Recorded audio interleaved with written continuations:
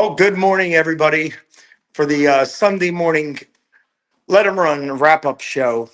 A little bit to wrap up, no Triple Crown updates really, but my name is John, the traveling handicapper Costin, and my partner Fred is out on the beautiful golf course in this beautiful sunny day here.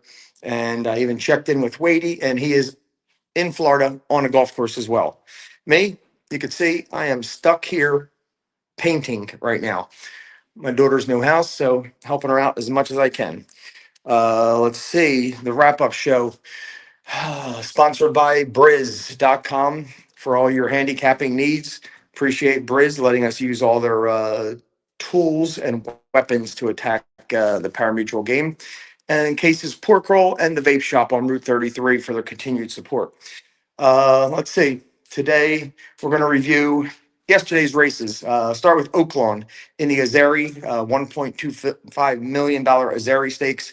Nitrogen tried to get rebounded on the dirt again, and she came up a little bit short to a runaway winner, Claire Beret for Micah Husbands and Safi Joseph.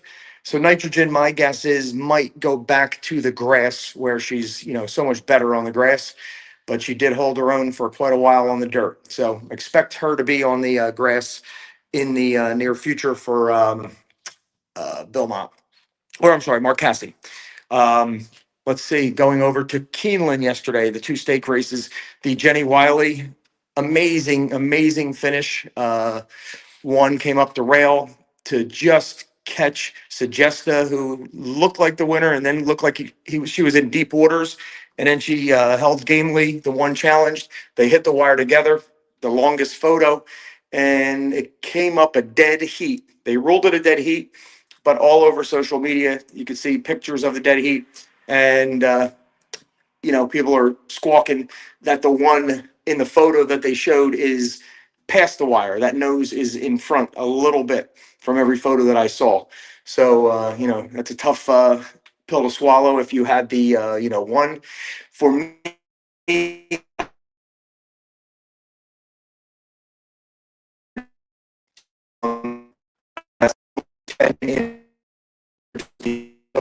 use the 1 to 10 and pick 5 as well. But the 10, I made big contest plays, big daily doubles with that horse. So kept me alive in the doubles, but they were all cut in half. As for the Lexington Stakes, we did not like the favorites, the 9 and the 10. The 9 total throwout for me. Total throwout, and he ran basically like that. He faced nothing at Colonial, and they brought him here, and he couldn't compete with the big boys. So kind of knew that one. Congressional really didn't do it for me. Just been second, third, and kind of ran similar race. Just not a top tier winner.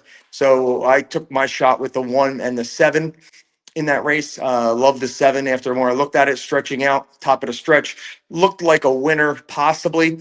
And then just, that first time routing 2 turns, caught up, caught up with her and got caught and blown away by the 8 horse total, 32 to 1 total bomb. Went back and looked at it. Very tough to come up with the 8 horse, tough to come up with any angle there. But the connections were thrilled, and very nice win there. As for the Keeneland Grade 1 gamble, the contest, myself and Wadey participated in it, and we were hanging around. I hit my first bet or 2, didn't capitalize and bet big enough. As they always say in racing, there's 2 types of bets you can make. The ones that you don't bet enough, which are your winners, and the ones that you bet too much are your losers. So you either don't bet enough or you bet too much, depending on how the outcome. Very rarely do you bet too much on a winning bet. So that's what happened to me. I didn't, pull the trigger for big time. I just had, $100 doubles riding, and, caught the 8 to 1 in the second race, followed up by the 1 to 5 shot. So that got me going for the day. Got my bankroll up to 5,700 from 2,500, and it put me in the hunt. I was in the top 15 at that point, but the leaders were starting to really, put the pedal down. So I had to start making a move. And when I did, I took a shot with the 12 horse in that maiden race, the 12 on the outside, El Grande Air or something. Looked like a winner, and then he got caught at the end. He finished third to two first time starters, the 10 and 11, which we both used. But our key was the 12 who ran third. Then another race that hurt was the seven horse uh, in the Lexington when we really jumped on the seven pretty heavy um, and kind of threw out the favorites. So we had the right idea. And the one, of course, ran third, and the one price beat us. So maybe a strategy taken away from that. Looking back, maybe if you don't like the favorites, you throw some $5 or $10 tries in there in a contest world only. That you put everybody on top of my key horses, and hope if a bomb did win and that try was huge, it was 5,000 for a buck. So all I needed was to think a little bit more outside the box, hit the all button on top with my two key horses, the 7 and 1, and probably might have won the contest if I made a move like that. Then it came down to the last race. I had 4,300 left, and I was trying to turn that into about 13 to 15,000. I was guessing to make the top 10, which got you the seats. So I really didn't want to bet my whole bankroll. And the problem for me in the last race was I wasn't convinced the 6 was the absolute winner. Like almost every one of my fellow handicappers and fellow punters, Wise Guy Horse, they love the 6. I watched the replay and I thought, it wasn't as bad as everybody was saying. So my own personal opinion, I had to use them equally, the 4 and the 6, which kind of got me, where I couldn't, box it, box the exacta to make the thing. So I had to hit tries.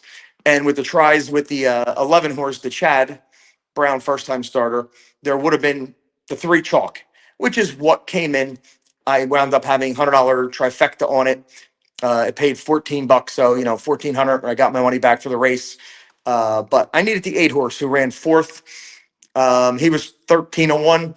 If he would have got into the try second or third with the 6 and the 4, then I might have had a shot waiting for the will pay on the try. And I did have $300 tries in the contest with the 8 horse. So if it could have flipped third and fourth, might have had a top 10 finish. So that's the fine line we run in these contests, and you got to mathematically try to figure out what you need to get to the ultimate goal. All day long, I watched, the HHH podcast. They do a live show. Matt Miller and Matt was on with Ryan Anderson.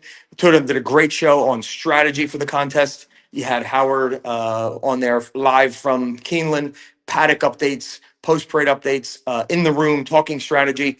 Congrats to him, Howard Kravitz, who runs the HHH podcast. He did go all in on the 6-4 exacta in the last $2,700 exacta. Got him 15,000, but that was good enough for 13th place. So he missed the top 10 by a little bit.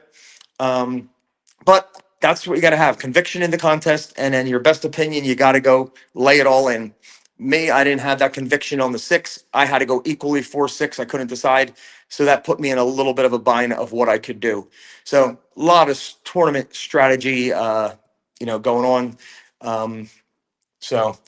Let's see. Next week we got Monday, the pick of the day on Monday at 2:00, and then on Wednesday the pick of the day, and then Friday happy hour. We'll either cover Oaklawn a little bit, the big race, which is the return of Sovereignty versus Journalism. Early season matchup between the two Derby finishers last year, top 2. Sovereignty makes his return, and Journalism in the Oaklawn handicap. So that should be really a fun race to watch. As of right now, I said I would bet against Sovereignty the next time he shows up. So we'll see. Hopefully they pound Sovereignty down to 3-5, and not the hugest Journalism fan. We'll have to see who else shows up. If anybody else in there could be a bigger price and, beat those top 2, which would be great for, all the multis. So we'll take a look at that Friday happy hour.